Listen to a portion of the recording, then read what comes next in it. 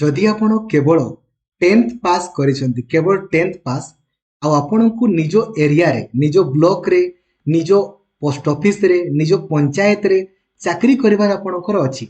तीन प्रकार पदवी आपनकर बाहरिछि सर्वमोट 28,000 रु आपनकर अधिक वैकेंसी रहिछि। तो जदि आपण केवल 10th पास करिसेंती एवं 10th रे बहुत ही भलो आपनकर परसेंटेज रहिछि निजो ब्लॉक रे आपनकु चाकरी करिवार मन रहिछि एवं आपणकर बयस 18 रु 40 वर्ष आपणकर जनरल पिलांकर एसटी एससी मानकर आपणकर 5 वर्ष बढ़ी जीवो तो 18 रु 45 वर्ष भितरे ओबीसी मानकर 3 वर्ष 18 रु 43 वर्ष भितरे दी बयस आपणकर अछि एवं आपणको पाखरे केवल गोटी मोबाइल नंबर आपणकर अछि आ ईमेल आईडी अछि एबे ही आपण माने अप्लाई करि दियंतु आपण निज निज ब्लॉक रे निज पोस्ट ऑफिस रे निज पंचायत रे आपण चाकरी करि परिबे एवं एही वीडियोटी को सही सांग मानकु शेयर करिया पई भूलिबेनी जे केवल 10th पास करिसंती केवल 10th पास एवं निज एरिया रे चाकरी करिया पई चाहुचंती किंतु 10th रे भलो परसेंटेज आपणकर अछि आ चैनल को नुआ अछंती देनेबे सब्सक्राइब करिकि ऑल नोटिफिकेशन को भी आपण ऑन करि देबे। बंधुगण देखंतु एही पदवी आपणकर आसीछि भारत सरकारंकर अधीन रे थिबा इंडियन पोस्ट तरफ रु आपणकर सर्वमोट आपणकर 28,000 रु आपणकर अधिक पदवी आपणकर एथिरे रहिछि जहार ऑनलाइन अप्लाई आपणकर 31 जनवरी पाखरु आपणकर आरंभ होईछि लास्ट डेट आपणक पई 14 फेब्रुआरी पर्यंत आपणकर रहिबो जदि आपण किछि भूल करंती देन करेक्शन 18 फेब्रुआरी रु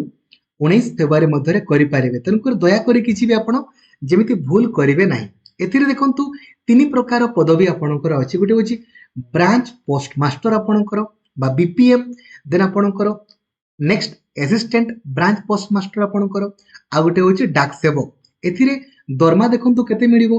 ब्रांच पोस्ट मास्टर को 12,000 रु 29,380 पर्यंत ए बीपीएम मानकु 10,000 रु 24,470 कौन सी भी परीक्षा आपणकर नाही एतिरे केवल मार्क बेसिस रे आपणकर सिलेक्शन एतिरे हो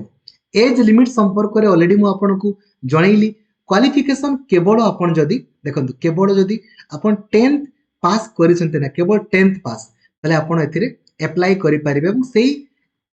राज्यर लोकल लैंग्वेज जेमिति आपणकु आसुथिबा दरकार ता सहित आपणकु साइक्लिंग वगैरह टिके टिके आसुथिबा आपणकर दरकार ठीक अछि जानि गले एबे देखंतु आपणकर ऑफिशियल वेबसाइट होछि आपणको या पई indiapost.gov.in/gds online engagement एटा होछि आपणकर ऑफिशियल वेबसाइट जेमिति आपण ऑफिशियल वेबसाइट को आपण आसीबे आपणको शो करिवो देखंतु स्टार्ट डेट लास्ट डेट आपणको शो करिवो एटी वैकेंट पोस्ट ऊपर क्लिक करिवे आपण निज राज्य को आपण चूज करले एबे को जिल्ला बा को डिवीजन रे आपण चाकरी करिया पई चाहुचंती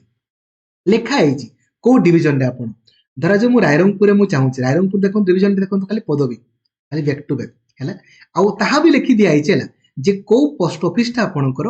कहा को मानको पई रिजर्व आपणकर अछि तो अकॉर्डिंगली आपण माने चॉइस लॉकिंग करि पारिबे ठीक अछि हैला तो केवल जदि आपणकर भलो स्कोर रहिछि ना देन आपण माने एथिरे अप्लाई निहाती करंतु बहुत ही भलो पदवी बटे एथिरे देखंतु अधिक काम भी नाही जदि भी काम अछि हेले भी ता सहित आपण अलगा प्रिपरेशन बहुत इजीली करि पारिबे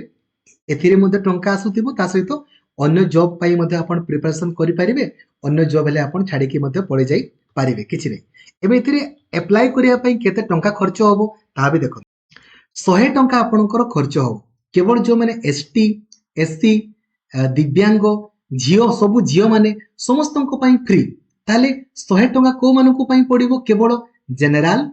आ ओबीसी आपणकर बा एससीबीसी पो मानको आपणकर पडिबो